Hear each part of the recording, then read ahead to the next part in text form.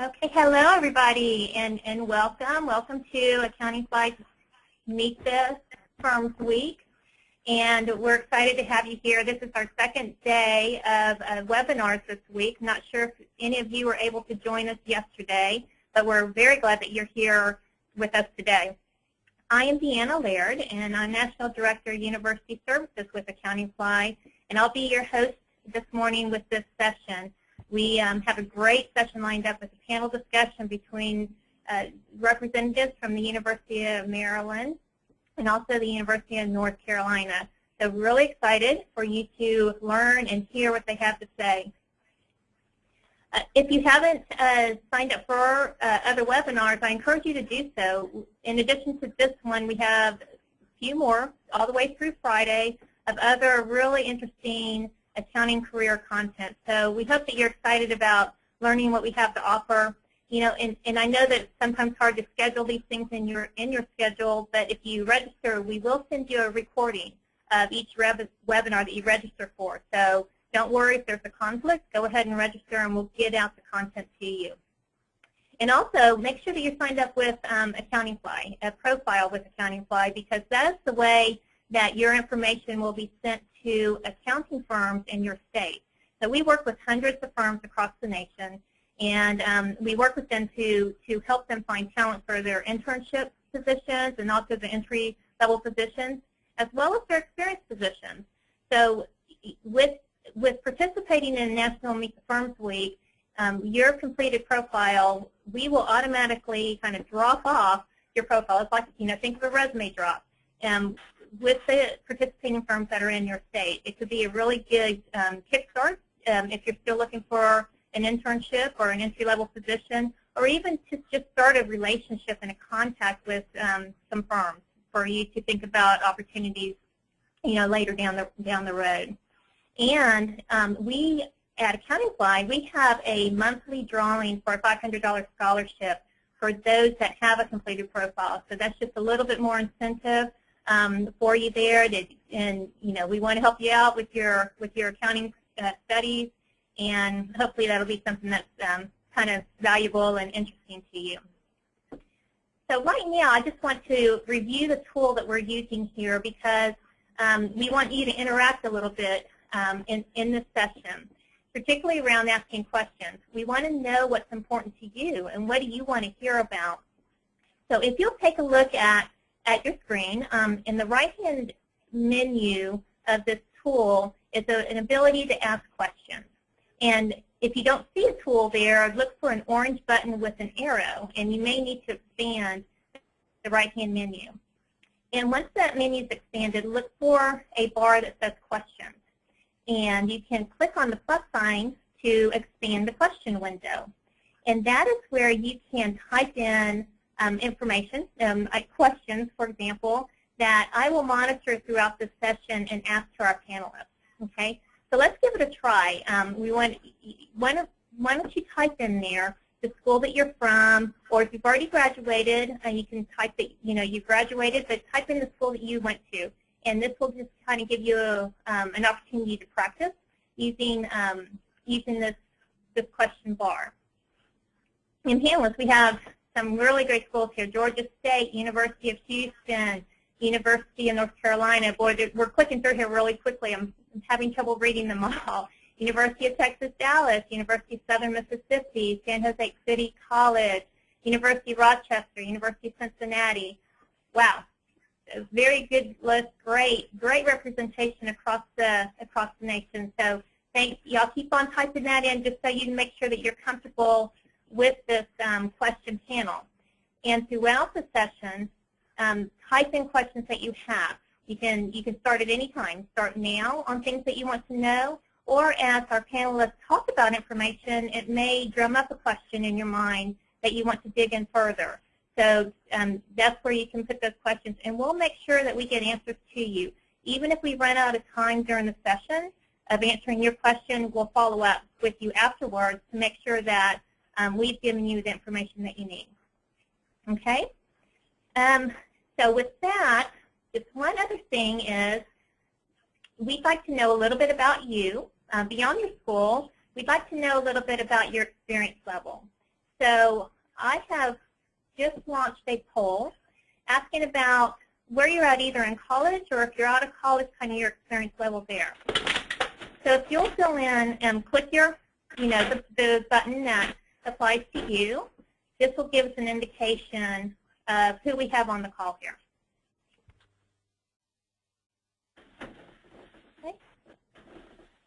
Okay, looks like we have about all the answers. Okay, terrific. So I will share the results so everyone can see.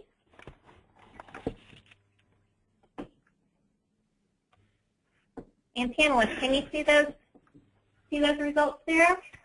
Yeah. Okay, great. So a good spread, but I would say the majority later in college are master's students, so that's great. And then a fair number of those who have graduated but less than 2 years experience, so entry level. I'm happy to see some of those that have more than 2 years experience. And the freshmen and sophomores out there, good for you. That's great that you're participating in this and getting information early in your college career. That's very commendable. Okay, I'm going to introduce our speakers and hand this over to them so that we can get into the information that they'd like to share around communication and interpersonal skills.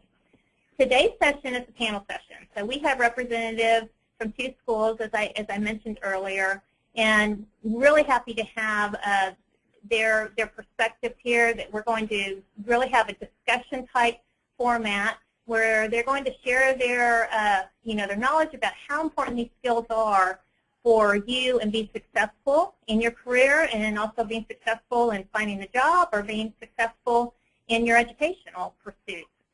We have from the University of Maryland, College Park, Angela Vaughn and Pasquale Quintero. Angela is the Assistant Director for the Accounting Department and the Office of Career Services. And Pasquale is the Director of the Master of Science in Missions area. Then from the University of North Carolina, Chapel Hill, we have Jeremiah Nelson and Julie Gadet. Jeremiah leads and directs the Admissions and Career Services at UNC, and Julie is the Associate Director of Admissions and Career Services. So welcome to all 4 of you. So glad and happy that you're here to join us. And I am going to kick off and start, leading with some questions for you. And we'll just go in a round robin, and please, share your perspectives. I know the audience members are excited to hear what you have to say. So Angela, I'd like to just start with you, pose a question, and Pasquale, Jeremiah, and Julie, pipe in when you would like to. But let's set the stage for this topic area of communication and interpersonal skills.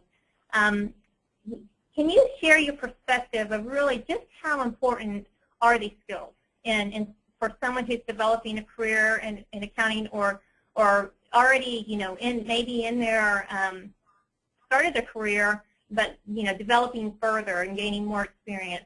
How do you kind of weigh these skills in comparison with accounting credentials that people bring in? Hey, good morning. So I'd love to start. Just want to give you a heads up. We're still on the poll slide. Thank you. No problem. All right, I think I've hit it now.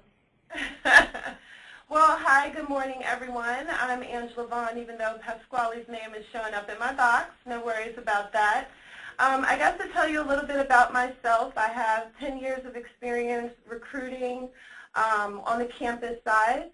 6 of those years I spent recruiting from one of the big 4 public accounting firms into all of their service lines, and then I spent my final 2 years at that firm recruiting both MBA and undergraduate students into the consulting arm. Currently at Maryland, I work with our accounting master's students on career readiness and job search strategies. So everything it takes to job, and I work with my students and essentially coach them on what to be or what I would have come to campus to look for in my previous role.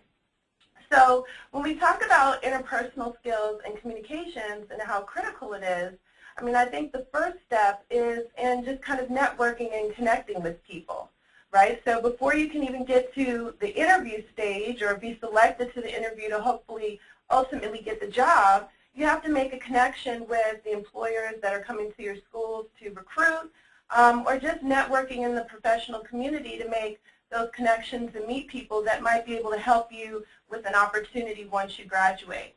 So your communication, both verbally and in written format, is important. So verbally when you're meeting someone in person, in written format when you're following up, trying to connect later, and then further along in the process. So as a lot of you are considering a career within the accounting field, once you've kind of made that connection and hopefully landed an opportunity, I mean, your job will essentially be to work with clients on a daily basis. You'll be working in teams, on different engagements, and those communication skills and interpersonal skills are going to be critical because you are essentially the product.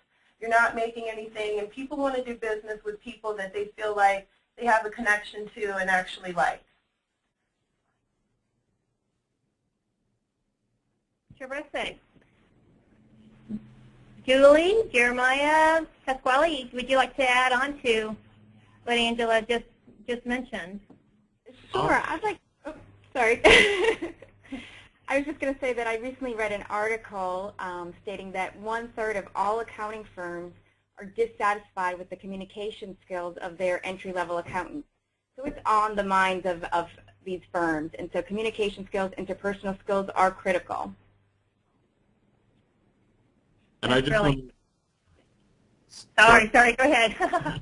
I just want to say, just highlight something that Angela touched upon about networking, and just wanted to throw something out there that's kind of a fun story here is that Jeremiah and I actually both used to work at UNC Charlotte together prior to us moving on to different positions. And so when you talk about the network, it's really such a small world out there, and making sure that you're building your connections and staying in touch with folks. And so now we both have the opportunity to serve on this panel today, which is great.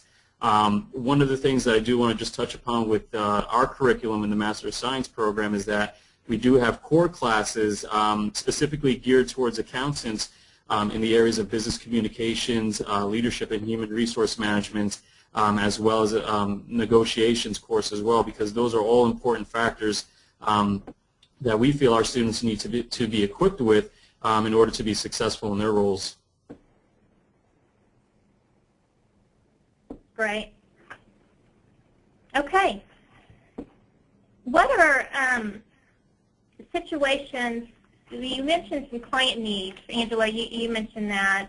What about in negotiations or presenting, gathering information perhaps? What are some of the specific activities that accounting professionals may have with their clients, or maybe even internal accounting, where these skills are critical? Jeremiah, could you share your perspective on that? Sure, absolutely. Hi, everybody. One of the things that's kind of understated about accounting as a profession in general that I'm so glad we're covering today is how critical communication skills are really in the everyday work that accountants do. So much of what you do as an accountant, of course you have to kind of have the horsepower and the knowledge base in order to understand and interpret the accounting. But it really doesn't matter how much you know if you're not able to communicate that well to your clients, to ask good questions, to engage, to be a business partner, so that you're able to have a rapport and a relationship and get the information that you need to be successful. So much of the work that you do is going to rely not on your hard skills of being able to interpret the data as much as those soft skills, as being able to acquire that information, to ask good questions, and really that spans across business lines, right? It doesn't matter whether you're a tax or audit or in strategy or advisory services, you're going to be using those soft skills to ask good questions, to identify opportunities for business growth and development, to engage with people to find out what their needs are and how you and your firm are able to fill in that need. So those skills are essential, not just to get out and to get into the world, but to kind of really make a name for yourself and to add value for your organization. So absolutely.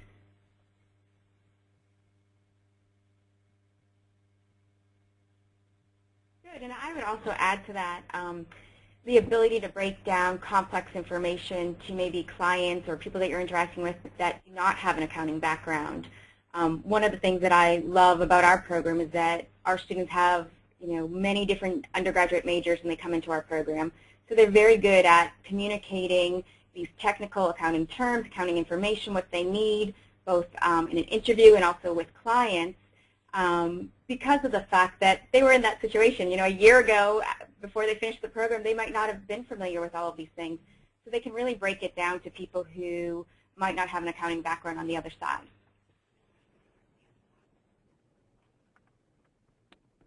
Okay, that's great. Pasquale and Angela, before I go to the next question, anything you wanted to add? Nope. All right. Great.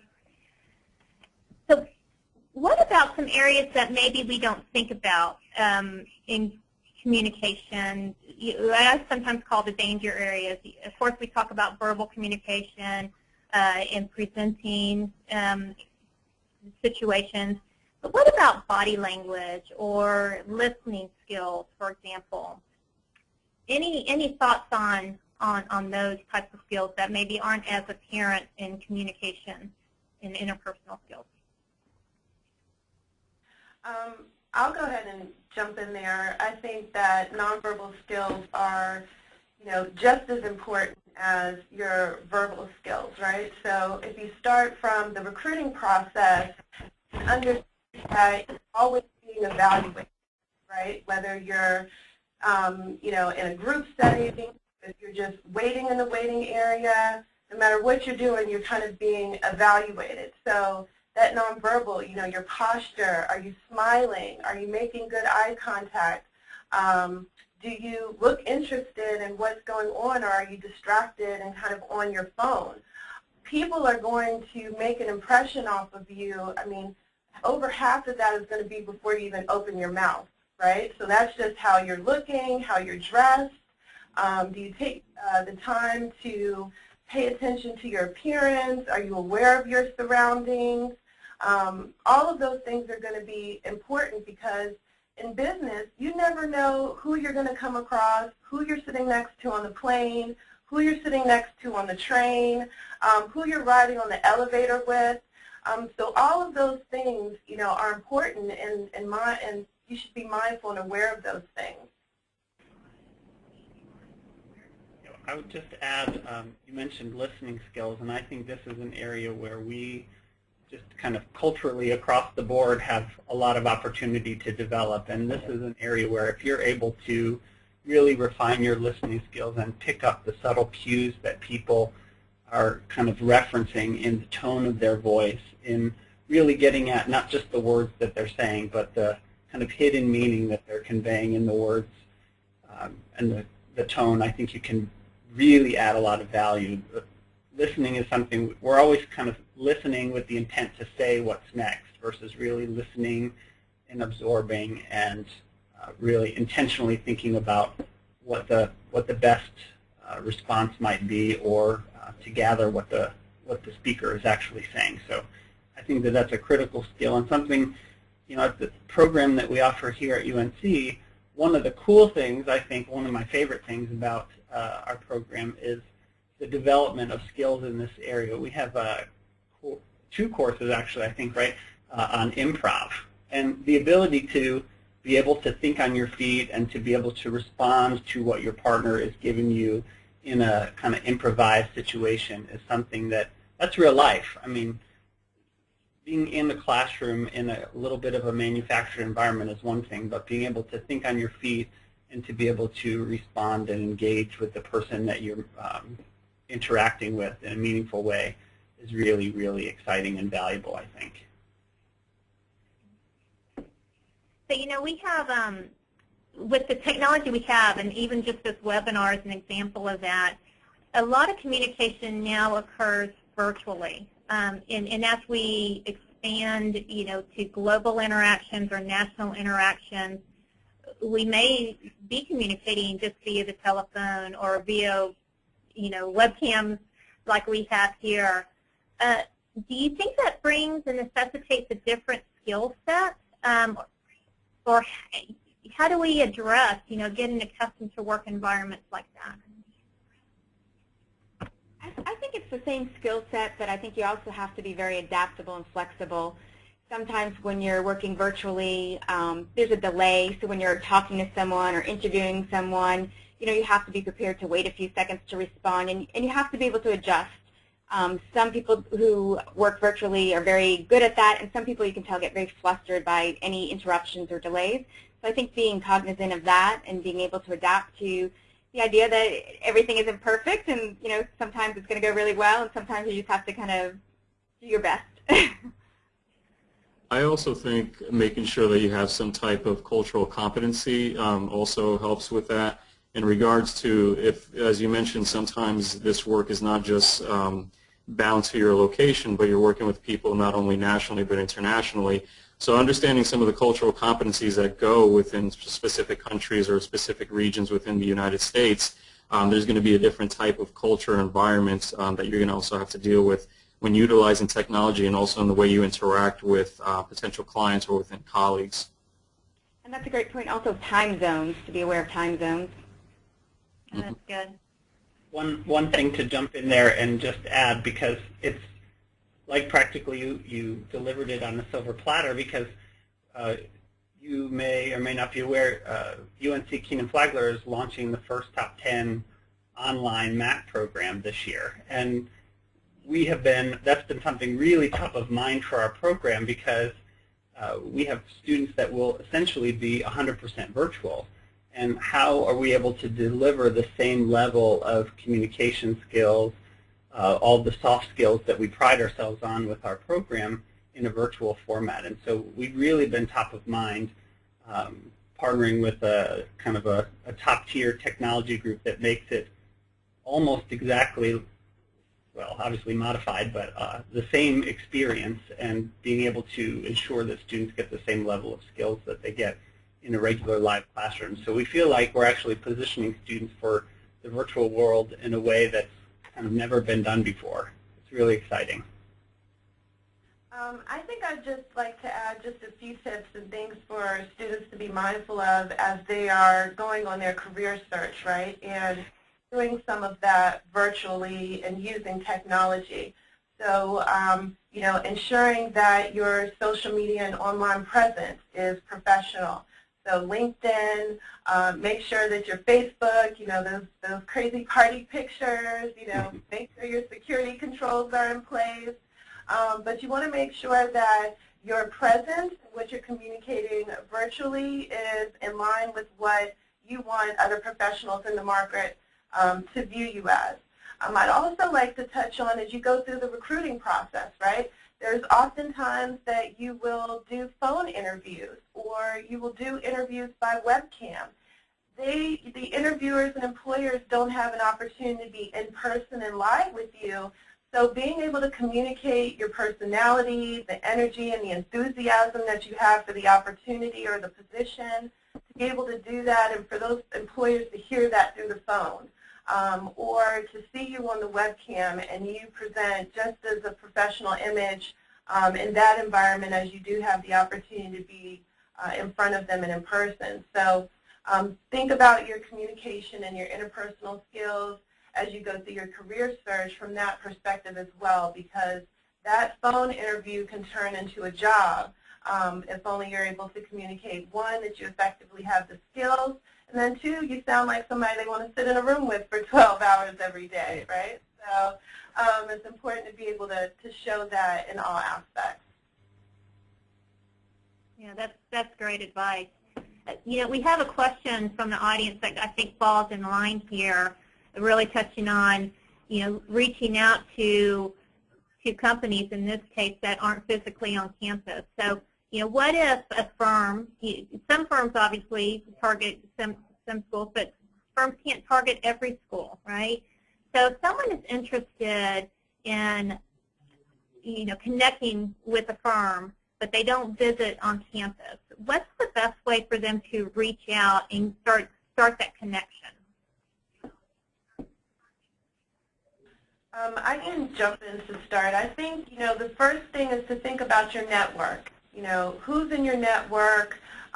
Who do you know, family and friends that might work at the organization that you want to go to, or that they know somebody that knows somebody. You know, the 6 degrees of separation is more like 3, right? So I think first kind of looking at your network and thinking about, you know, who might be able to connect you to someone, right? Because again, going back to those interpersonal skills, being able to build relationships and connect with people, they'll have an invested interest in your success. They'll be more likely to, you know, help you succeed and possibly pass your information along, you know, as a referral.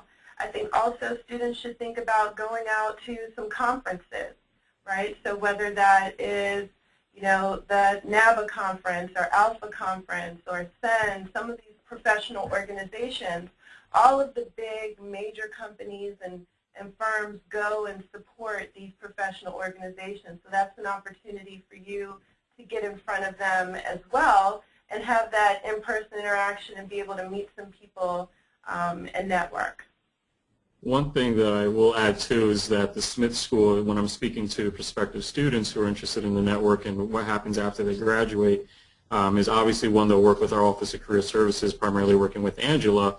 But the other thing to consider is the network in terms of the alumni network. And so the Smith School, we have about 57,000 alumni worldwide, 31,000 concentrated within the DC metropolitan area. But that's also another great way to try to figure out your professional route. And if there's something that you want to achieve that may not be here locally, think about the alumni network that you can also tap into as well.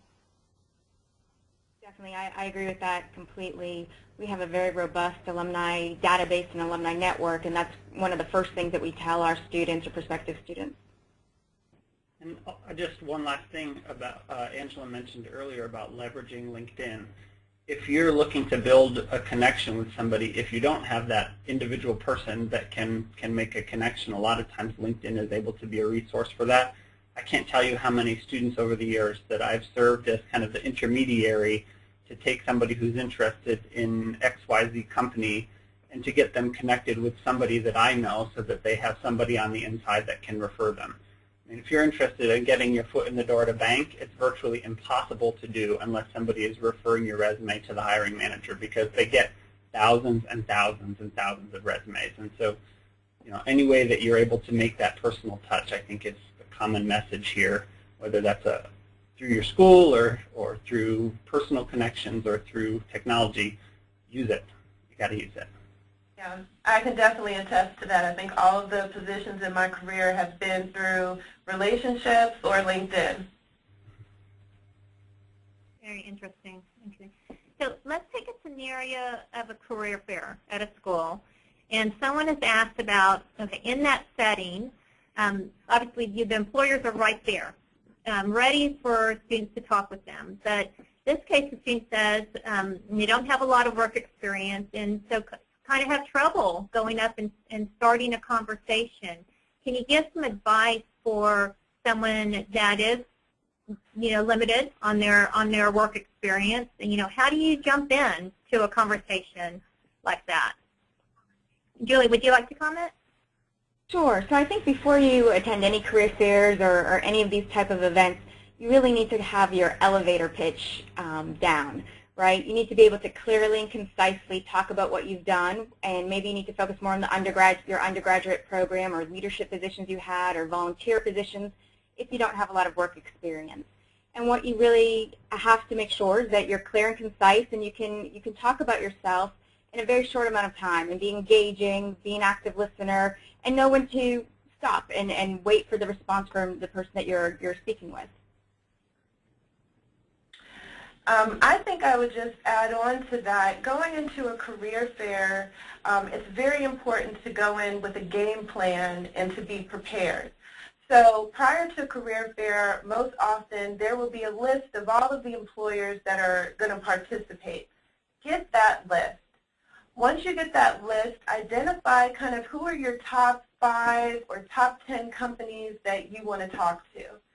Once you've identified who those top 5 or those top 10 companies are, go to your school's job websites. Sorry, I'm energy efficient over here. Once you've identified those organizations, go to your school's career website. Find out what jobs that they're actually there to recruit for, right? So before you go in, you're going to have your list of organizations. You should check the website, find out what positions they're actually recruiting for, right? You find that opportunity that you are interested in, and like Julie mentioned, when you go up to that employer at the career fair, you have your elevator pitch together, and what's going to impress the employer is that you already know what jobs that they have to offer, right? And if you don't have a lot of work experience in that particular area, find experiences or projects that you've worked on through student organizations, through class, or in even your job if you're just a waiter at a restaurant, you know, any experience, and try to find out what can I take from this job, this position that's relevant or that will help me be successful in the role that I'm going after. So I think the key to kind of having success at a career fair is going in prepared, knowing who you want to talk to, what they have to offer, and how you can add value to that organization and the experience and skills that you do have that are transferable and would make you a great fit for the position. That homework, you really, I can't stress it enough. There's nothing more frustrating than being behind a table and somebody coming up and being unprepared and just kind of expecting you to do all of the work. One way that you can really stand out and make a difference and kind of shine is have done some research on the company. Don't just walk up to a company and say, hey, what have you got to offer me? Think about what they're engaged in. Think about the projects that they have going on. When have they been in the news lately and what for? Be educated in terms of what's going on with that organization, and that will certainly make you stand out compared to others that are just kind of wandering through from table to table. That strategy, I think, of 5 to 10 organizations and having a game plan is critical. And I think one other thing I will add is and I've seen this in the admissions role, is that individuals on the lighter side of experience who speak to you ultimately sometimes would like for you to give them a decision. And so one mistake that people make is if you don't have a lot of experience is to essentially ask somebody at a fair or somebody who's in charge of making the decisions for hiring or admissions to sort of render a decision on the spot. And so that's a big, I think, no-no that people should avoid altogether, is just making sure that you don't seem desperate as well. One other last detail is if you get a contact at that session, make sure that you follow up with them. Send them an email or give them a call afterwards, thank them for their time, just reinforce your interest. That follow-up goes a long way as well. And I guess just another tip before we leave career fairs, I mean, that was, as students, think about it from the employer's perspective, right? You're one person wanting to talk to five or 10 companies. That recruiter is there and they're talking to hundreds of students, right? So you don't have a long time. It doesn't take a long time for a recruiter to make an impression and a decision on you. So within that short window, I don't think you need to talk to any one person any longer than 5 minutes, right? And in that 5 minutes, being able to convey that you have an interest, that you've done some research, that you know what you want and the direction that you're heading in, I guarantee you the recruiter will remember that interaction much better than a 15 or 20-minute conversation with somebody who has no idea what they want. So I think that's definitely important. It doesn't take long to make a great impression. Just be prepared, do some research, and they'll remember you. So, Jeremiah, we have quite a few questions here on how do you develop skills like this. Some coming in from people who are students now, some coming in from people who graduated a couple years ago, but still recognize the need to be able to develop the communication skills. So what are some ways that you can suggest that they can improve the skills, maybe on a daily basis or maybe it's over a course of time? What are your thoughts around that? Sure. My first thought is, especially with communication skills, the best thing that you can do is be intentional about practicing. So putting yourself in situations where you're able to leverage those skills on a regular basis. If you don't have that opportunity in your regular work life, then you need to find ways that you can be engaged in kind of non-work activities that will give you that practice. Volunteer to be the speaker. If you're in school, be the person who gives the presentation. If you're out of school, Toastmasters is in most major cities. That's a great way to just put yourself in an intentional, safe space where you can get up in front of people and practice those skills. For most people, the very, very large majority, public speaking and communication skills in general are not something that comes naturally. It takes time and effort and energy to develop those skills. So my initial thought is be intentional and thoughtful about that.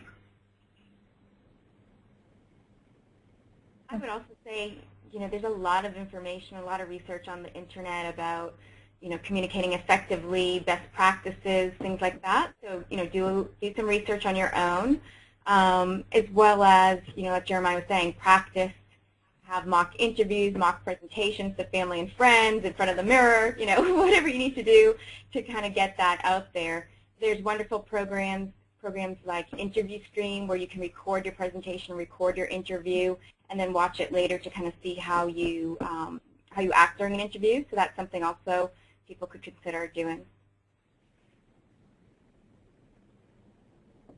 Okay, terrific. Thank you. Pasquale, I'm interested in your perspective on a question we have that came in. A student has asked that he will graduate soon with a degree in accounting, but recognizes that he has a lack of interpersonal skills, and is considering a master's degree actually in information systems or computer science, and is wondering if that's a good route to take, or perhaps another route. And maybe what's the best way to help help develop these skills? Is there a particular master's program that may be helpful in that regard?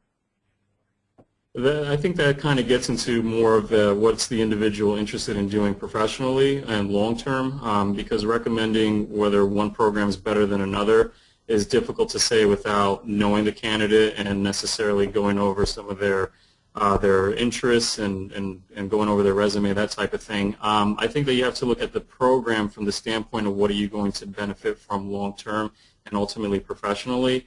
I think there are ways to enhance your interpersonal skills and communication skills by looking at the program and if they offer some of those classes. And so, for example, as I mentioned with our Master of Science in Accounting program, we do offer a negotiations class. We do offer a business communications class as part of the required courses in the curriculum.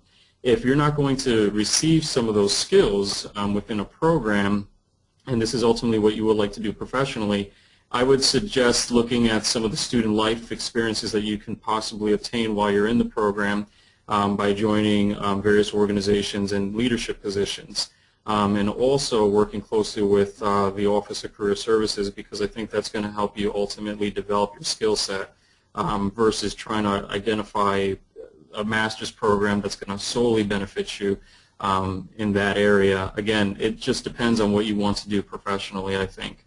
Before we can recommend a particular program. Yeah, we also offer, we have a business communication center, so you can go and meet with individuals, practice your presentation skills, communication skills, mock interviews, anything to do with written or oral communication. So that's another, like Pasquale was saying, that I think it's really important to see what your program has, or the program that you're currently in has to offer, and make sure that you utilize everything that they have.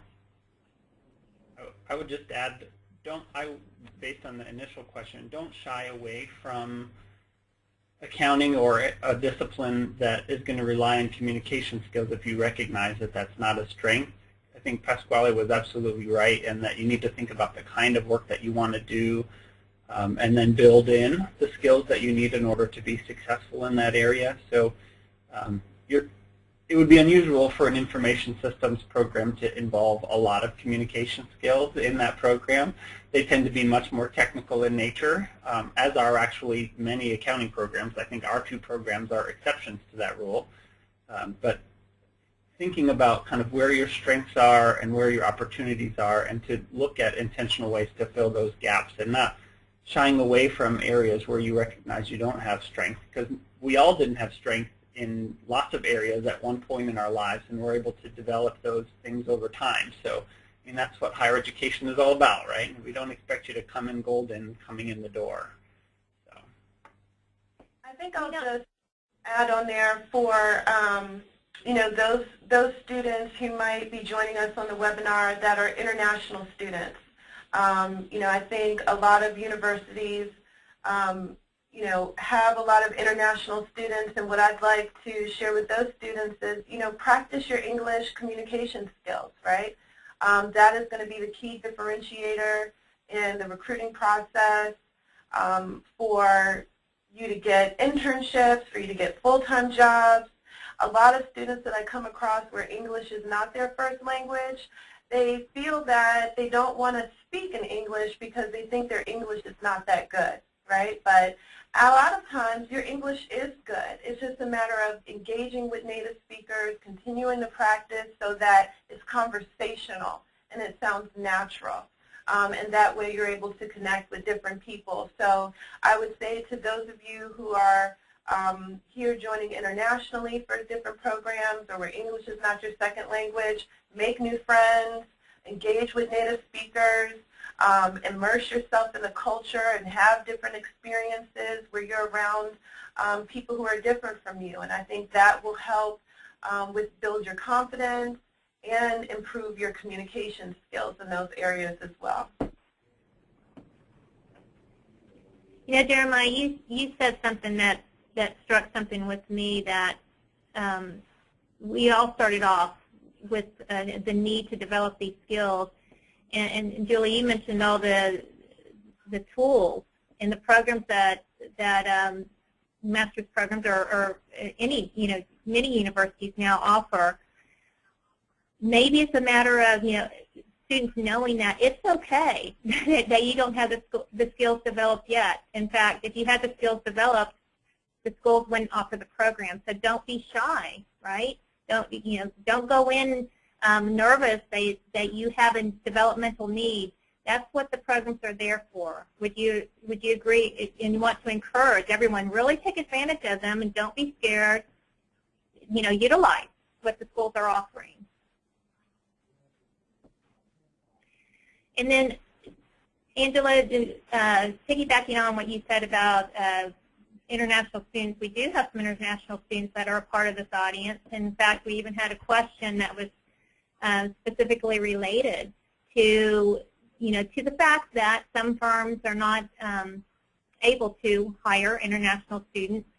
Some firms hire international students in some offices, but not other offices.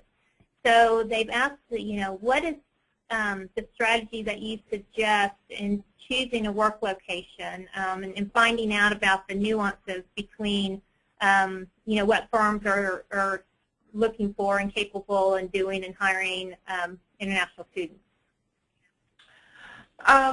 Well, you know, a couple of things. I think first on, you know, strategy, I think there's a website, myvisajobs.com, and on that website you can identify companies and organizations that have provided sponsorship to their employees in the past. So that's a great place to kind of start in identifying companies that might be open to international students. Secondly, I think that what you just have to understand is that, you know, as far as location strategy, you know, I have a lot of students here at University of Maryland. When they think about where they want to go, they tell me their top 3 options are D.C., Maryland, and Virginia. And to me, that's all one place, right, one area.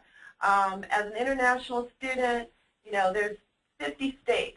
It's a big country for you to choose from. So think about a place that you have a connection.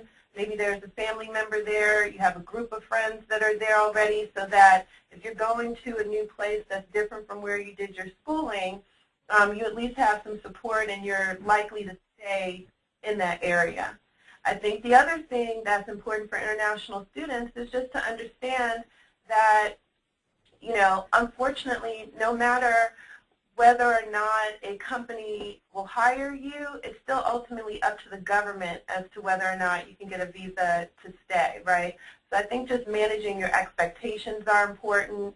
But again, to be able to be one of those that do get an offer from one of those students, your communication skills, that is absolutely critical, and that will be the differentiator and the piece to your success. So if you don't have good communication skills, verbally, written format, it's not going to happen for you. But just taking it a step back so you understand from the employer's perspective, I mean, they just want to hire the best talent, however that comes. But they also have goals that they have to meet to fill their business needs. So in their minds, they might be thinking, you know, do I take a risk and fill the majority of my positions with international students who may or may not be able to stay because of the visa issue, or do I hire a great candidate that I don't have that risk attached to that hire? So I think, you know, one, just kind of be open to areas outside of where your school is, target those companies that are open to international hires, but most importantly, just kind of manage your expectations and don't get discouraged. A couple of other little details about that. Number one, if you're in audit, you're not going to be in whatever city you live in anyway. You're going to be traveling probably. So being married to a particular city is probably not a good strategy, actually. We encourage our international students to be open. You never know where you're going to end up in terms of first job, but the very good likelihood is that's not going to be where you are forever. So if it gets you in and started, and then you can move to a city that you find more desirable in the long run, that's good strategy. The same can also be true internationally. Many companies will hire for you to work overseas in perhaps your native country or perhaps a country, another country in the world. And then the visa process is actually quite a bit easier once you have some experience with that company. You can come back under a management visa, and there's not the same level of hoops as getting an additional sponsorship. There's no quota related to management visas. And so, I mean, there's lots of strategies. Don't think about your career in kind of one-year format. Think of it as more of a long-term strategy. That's great advice. I certainly can attest that when I look back, time has flown by. And when I think I was earlier in my career, I thought, oh, a 5-year horizon is so long, and now I think that's not very long at all. No. Great, great. Okay, have a question about researching a company, which you all have brought up as an important technique in preparing. So in the research, when getting ready for an interview, what types of information do you think they should look for, maybe in preparation of questions they want to ask, or in learning if the company or firm is the right fit? What should they look for? Pasquale, would you like to take that one? Do you have any perspective? Could you repeat the question one more time? Sure, absolutely. When someone is researching a company, such as in preparation for an interview, what types of information should they look for? I think looking at the company values, I think you also want to make sure that you work with a company that's sort of aligned with maybe some of your professional and maybe some of your social values, because that could be very important. Because I think in just thinking about some of the students that apply to our Master of Science program, especially in accounting, their goal is to always work for the Big Four, and I think that's just because everybody wants to work for the Big Four at some point. But then, you know, you have to dig a little bit deeper and try to figure out if that's really where you want to be, or is it just because you just want the Big Four in your resume and you feel like you can go someplace else. It may not be the type of work environment or the actual place where you want to be, and so I think keeping an open mind to looking at the variety of companies that are out there, the types of industries that they support, and thinking about not just staying in, let's say, you know, every organization needs accounting folks. So you don't necessarily have to stay in a traditional accounting role. I think you can look at various organizations to help support you know, what you're looking for. Terrific. And someone asked, Pasquale, that you mentioned a website, and if they wanted to know if you could repeat that website again. Do you remember which website you mentioned in an earlier comment? Was it regarding visas? Well, I'm not sure. Well, you know what? What I will do, I'll follow up on the details behind that, and we'll get the answer. Oh, international student employment. Yeah, that was Angela. Angela? Oh, it's myvisajobs.com. Got it. Thank you. And can I just follow up on Pasquale's question and answer as well, and just add to that, and doing your company research, I think you should think about and research what's important to you in an organization that you're choosing to start your career with or transition to. As you go through the interview process, hopefully you'll come out of it with more than one offer. So make sure that you're finding out what it is about each individual organization that's going to allow you to make an informed decision, and like Pasquale mentioned, help you achieve both your personal and your professional goals. So, you know, I was always impressed when a student knew about maybe our corporate and social responsibility initiatives, or, you know, Pasquale mentioned everybody wants to go to the Big Four, so you can go to any of the Big Four and essentially do the same type of work. They call it different things. But what's going to differentiate the firms are the people you're going to work with and the clients that you're going to work on. So what is it that makes each firm unique? What is their unique value proposition that they have to make to candidates? So understanding and knowing what that is, knowing what's important to you and what that firm has to offer, so that when you're engaged throughout the networking or the recruiting or the interview process, you can infuse that into your responses, into your questions, and to show how your values align with theirs. Just to jump on that a little bit in terms of the networking piece of it, I don't think there's anything that's more valuable than being able to talk to people who have worked for the organization before to get a really good sense of what the personality of the organization is. I mean, we talk about Big Four. Again, same type of work, all four places, but they have wildly different personalities, and people thrive in one versus another because they find the right fit. We talk about fit all the time, and so finding that right fit, the best way you can do that is connecting with the people that work for that organization. If you find people that you fit with, you're likely going to be able to fit in that organization. So if you know, we actually set it up for you that way in most accounting programs, where you actually get to meet them and get to know them ahead of when the actual interview process is. But that process can work even if you're not doing the kind of traditional on-campus interviewing experience. You can use LinkedIn again, or use your personal network or your school network, do informational interviews, take people to coffee, talk to them, so that you can really get a sense of what they like and what they don't like and what a typical day is like. All those kinds of things really make a huge difference in deciding, is this an organization where I can thrive and be successful? And just one more thing to add basically to what Jeremiah and Angela were saying about fit, and also just getting a sense for does it align with some of your values, is that you know, keep in mind that as you're looking for an organization that while they're interviewing you, you're also interviewing them as well.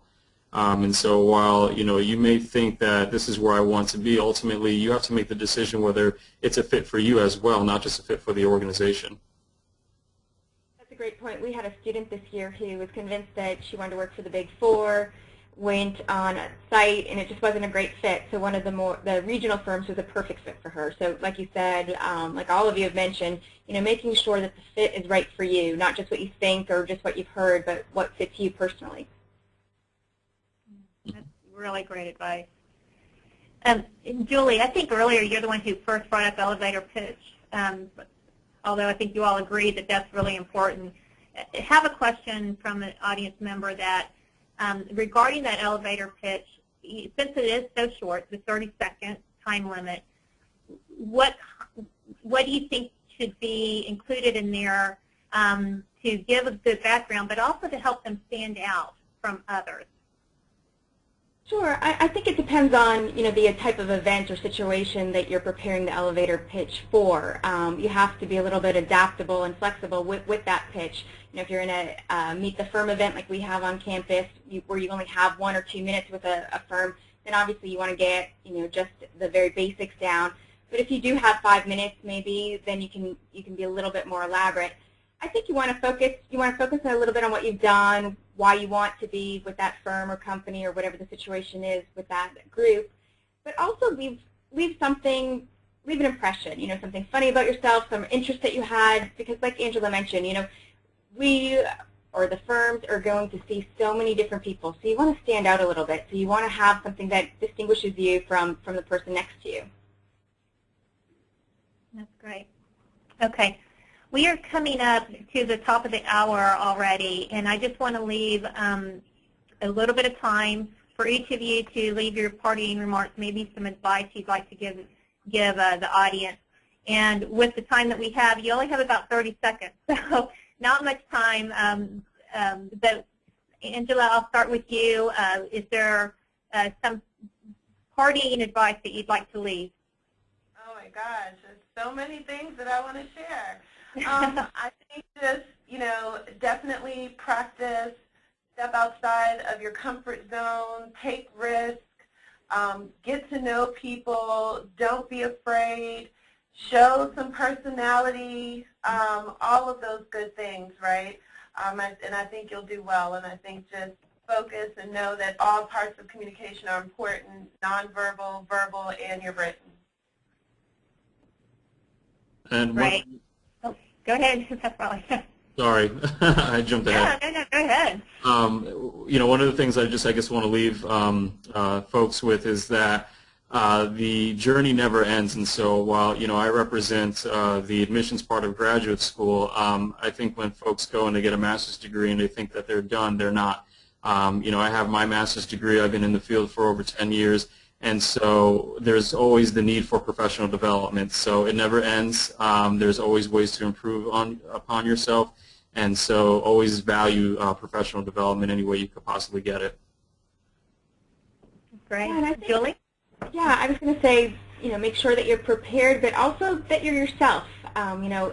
Be yourself in these meetings, interviews, career fairs, job fairs, whatever they are. Let your real personality shine through, because what you don't want to do is answer the way that you think that the person who's asking the question wants you to answer. You want to be able to answer it exactly, how you feel and your thoughts, and so, be yourself. Great. Jeremiah, you want to bring up the last comment? I get the final word. How did I manage that? So I'll just conclude by saying I think that you've heard from two great schools that this is an area, communication and interpersonal skills, that we put a lot of value and a lot of energy in, and that this is something that you can invest in yourself, whether it's through graduate education or through kind of non-academic settings, that this is something that you should take the time and develop, because it will pay dividends over and over and over again in terms of new job opportunities, in terms of relationships that you build, the network that you build. So I think that we've kind of reinforced over and over again that these are skills that you are going to be able to capitalize on for your entire career and for the rest of your life. Yes, you have, and thanks. And I, coming from the schools that you represent and the reputation of the schools, I know that this has been really great advice and very helpful. So we appreciate all of you in joining us today. And for those of you who asked questions that we did not get to, we will get those answered for you, and I will reach back out and connect with you regarding your questions, making sure that you have the information that you need and that you want.